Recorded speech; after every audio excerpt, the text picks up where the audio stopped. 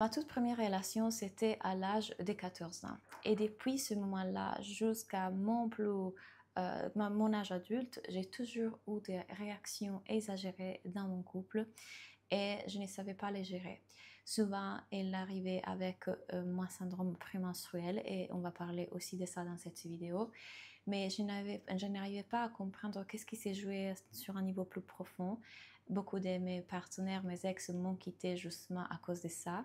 Ce n'était pas forcément que ma faute, on va voir que ce n'est pas votre faute non plus, mais il y a des choses qu'on peut comprendre et on peut guérir et dont on peut prendre connaissance si on veut arrêter de toujours créer des problèmes dans le couple, si on veut arrêter de continuer à se sentir parfois ignoré, parfois abandonné, parfois pas importante, et finalement en demander toujours plus à l'autre, ce qui termine pour le faire sentir toujours inadéquat, pas assez, et qui se renferme encore plus, ce qui fait que nous, on revient à la charge avec tu m'ignores, tu crées pas des connexions avec moi, et ça nous fait sentir encore plus insécure et donc on réagit encore plus. Si c'est ton cas, tu es dans la bonne vidéo. Donc, la première chose que je vais aborder dans cette vidéo est justement celle-là, celle dans laquelle je t'explique le cycle qui se crée. Ce cycle est le cycle dans lequel tu te sens ignoré, tu mérites plus de connexions, tu mérites qu'il soit plus romantique, tu mérites te sentir plus importante. Et ce qui se passe, c'est tout simplement que lui, de son côté, il se sent jugé, il se sent pas apprécié, il sent qu'il essaye, il se sent que tout simplement il est soi-même, mais que soi-même n'est pas assez pour toi. Il pense que peut-être un jour tu vas le quitter parce que tu le considères pas assez.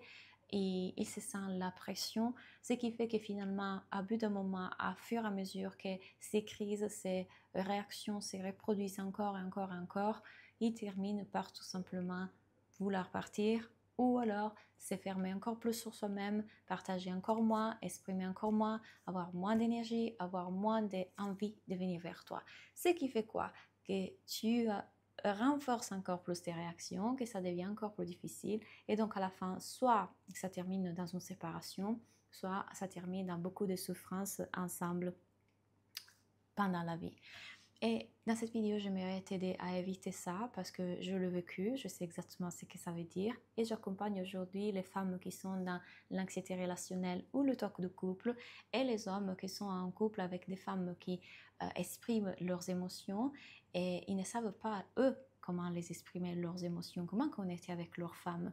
Donc j'accompagne aussi les couples. Aujourd'hui, on va voir cette dynamique et comment la rompre, comment l'interrompre pour créer une dynamique des couples consciente et harmonieuse. La première chose, c'est d'en prendre conscience. Et grâce à cette vidéo, grâce aux choses que je suis en train de te dire, tu commences à prendre conscience d'une chose très importante, que, tes réactions qui souvent viennent, on verra d'où, n'ont rien à voir avec ton partenaire, viennent d'autres choses, mais surtout, encore une fois, que tes réactions sont en train de causer à l'autre de se fermer encore plus. Et je ne vais pas dire que c'est toi la cause et que lui, le pauvre, lui, victime de toi. Je vais juste dire que imagine te mettre dans ses chaussures en seconde. Si tu avais ton partenaire qui te disait constamment qu'il n'est pas satisfait avec toi, qu'il n'est pas content, qu'il veut plus, qu'il veut différent, et que toi, tu es tout simplement en train d'être toi-même, de l'aimer à ta façon, ne te sentirais pas-tu pas adéquate, pas assez, tu te sentirais peut-être à un risque en fait d'être quitté. Tu voudrais lui donner plus. Mettons un exemple que peut-être les femmes ont vécu très, très souvent. Imaginons qu'au lit, il veut que tu sois différente. Elle te le dit une fois, deux fois, trois fois, et à chaque fois, tu le sens, et tu essayes même de t'adapter, de faire ce qu'il aime, mais ça semble que c'est pas comme exactement lui le voudrait, ça sort pas de la bonne façon. Tu te sens comment? Tu te sentirais comment? Insécure, n'est-ce pas? Ta confiance en prend un coup à chaque fois. Ça, c'est ce qui lui arrive à lui à chaque fois. Je veux que tu le vois parce que moi-même, je ne le voyais pas. Je ne voyais pas que le fait de lui demander d'être plus romantique, de connecter plus, d'exprimer plus, bien que pour moi c'était juste l'expression d'un besoin, lui, la façon dont il le recevait comme une attaque, le recevait comme en fait elle m'aime pas pour qui je suis, et c'était dur à en casser. Surtout parce que ça a duré longtemps, longtemps. Donc, je veux que premièrement, la première chose que tu fasses, c'est juste te mettre en seconde à sa place et imaginer la souffrance qui est là. je ne veux pas que tu culpabilises de ça parce que ces réactions que tu as, je sais que tu en es consciente aujourd'hui et je sais que tu veux les changer, je sais que tu veux apprendre à trouver cette complétude à l'intérieur de toi, cette connexion avec toi-même, avec le tout, avec la chose qu'on cherche tous, l'amour véritable qui est en nous, pour ne plus être si demandante, ce qu'on dit en français, pour ne demander autant, pour n'être autant dans l'attente, dans l'accusation, et ne pas lui mettre autant de pression. Parce que tu as compris aujourd'hui à quel point ça fait du mal au couple. Et aussi, tu ne le vis pas bien. Toi-même, tu ne le vis pas bien de sentir qu'il y a tout le temps quelque chose qui te manque. Donc, première chose, prenons conscience de ça. L'autre chose qu'on va regarder dans cette vidéo est qu'est-ce qui est vraiment en train de causer ça. Pour moi, il y a plusieurs facteurs et ces différents facteurs, je les aborde tous dans mon cours Aimer sans t'abandonner et aussi dans mon défi des 90 jours pour l'aimer comme il est et ne plus avoir des réactions exagérées dans le couple. Tu trouves les deux ici en bas dans ma vidéo, donc aussi bien le cours Aimer sans t'abandonner, tu trouves toutes les informations. Quand tu achètes ce cours, le défi des 90 jours est gratuit ou alors tu peux acheter tout simplement qu'est le défi des 90 jours. Mais ce que j'explique dans ce programme, c'est que ça ne vient pas d'une seule chose, mais c'est toutes des choses liées à la même chose. Quand on grandit dans une société comme la nôtre, on grandit avec l'idée qu'on est un être, un moi qui a des soucis, un moi qui a des problèmes, un moi séparé du tout, un moi avec une identité, un moi qui a toutes des caractéristiques et on va mettre des post-it. Tu es timide, tu es grosse, tu es pas assez solaire, tu es pas assez ci, tu es pas assez l'autre. Et ça, c'est le plus grand malentendu de notre existence. Tu vois, on arrive sur Terre, qu'on est un être parfait. Un être parfait. On est la conscience pure, on est Dieu, on est amour, on est l'univers entier. Et tu sais, quand on parle de cet espace de présence, si tu n'as jamais lu le livre d'Eckhart Tolle, Le pouvoir du moment présent, tu sais de quoi je parle. On est présence.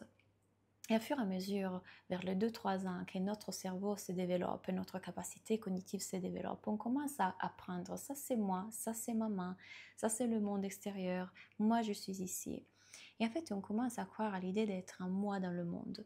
Et notre cerveau, en se développant, il développe aussi tout un tas de systèmes de protection. Notamment, une des premières choses qui se passe, c'est qu'on crée un style d'attachement avec nos parents. Si tu ne sais pas qu'est-ce que c'est un style d'attachement, je l'aborde dans mon livre Le message caché des doutes dans ton couple, que je te mets ici en bas, ou alors dans d'autres vidéos dans cette chaîne. Mais le style d'attachement va créer la façon dont on va être en lien aussi avec notre partenaire et les autres en grandissant. Donc tout ça c'est pourquoi on crée une façon d'être avec l'autre qui est anxieuse, une façon qui est avec l'autre évitante, une façon d'être avec l'autre désorganisée. Parce que tout simplement notre cerveau nous fait croire qu'on n'est pas en sécurité. Parce que tout simplement il a interprété le fait que notre maman soit partie travailler quand on n'avait que 3 mois comme un abandon, comme un danger. Il a interprété que le fait que notre petite sœur est arrivée à l'âge d'1 an et demi, quand on avait 1 an et demi, et là, maman a commencé à nous ignorer. Il a commencé à interpréter toutes ces choses-là et les prendre comme danger. Il a créé une identité, on croit être un moi dans le monde en oubliant qu'on est la source, on est le tout. Et quand on oublie qu'on n'est pas nos pensées, nos émotions, mais qu'on est le ciel derrière, on navigue la vie identifié à nos pensées et nos émotions. On croit être un moi séparé de tout. Et du coup, à cause du style d'attachement qu'on a créé, à cause de tous ces traumas qu'on a pu avoir vécu, on les a vécus tous, on va être en lien avec notre partenaire à partir de l'illusion.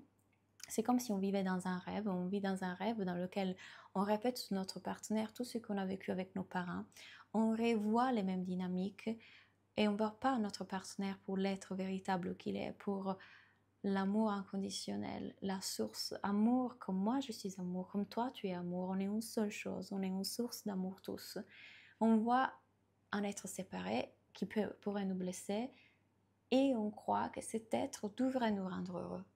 devrait nous compléter, devrait nous combler, devrait nous apporter XX. Et on croit surtout que toutes ces choses-là, cette sensation d'amour et de complétude et de bonheur nous arrive par le romantisme, les baisers, l'affection physique, les cadeaux. Pourquoi on croit ça? Parce que ça, c'est l'amour qui nous a été montré par les films, par les histoires, et du coup, on a une confusion absurde, monstre sur ce qu'est l'amour vraiment, une confusion monstre sur qui on est vraiment, et on continue du coup à chercher dans ces choses que l'autre devrait nous donner, à sentir cette complétude, cet amour inconditionnel, cet amour profond qui est déjà à l'intérieur de nous. À cause de toute cette confusion, à cause de toutes ces blessures qui n'ont pas été adressées, et quand je dis blessures ne pas adressées, je veux dire des émotions qui sont restées dans le corps et qui n'ont pas été vécues, pour pouvoir réaliser grâce au fait de vivre ces émotions qu'il n'y avait jamais eu un moi petit fini qui pouvait être rejeté, qui pouvait être abandonné parce qu'on était amour inconditionnel. Et donc le travail à faire pour ne plus être réactif dans le couple et commencer à l'accepter pour qui il est vraiment, est celui de reconnaître ta vraie nature, qu'amour inconditionnel est tout ce que tu es et que rien ne peut venir de l'extérieur parce que l'extérieur d'ailleurs n'existe pas, que ton partenaire n'est pas la source de ton bonheur. Et je sais que dit comme ça semble facile parce que ça doit être réalisé à un niveau profond, pas seulement intellectuel, expérientiel, profond. Et pour en arriver là, le passage est celui de vivre le trauma, vivre ces émotions qui n'ont pas été vécues, les libérer, les purger, les ressentir une fois pour toutes, pendant qu'on continue à regarder à la direction du fait qu'il n'y a jamais eu un moi qui est un trauma. Tu n'es pas ça.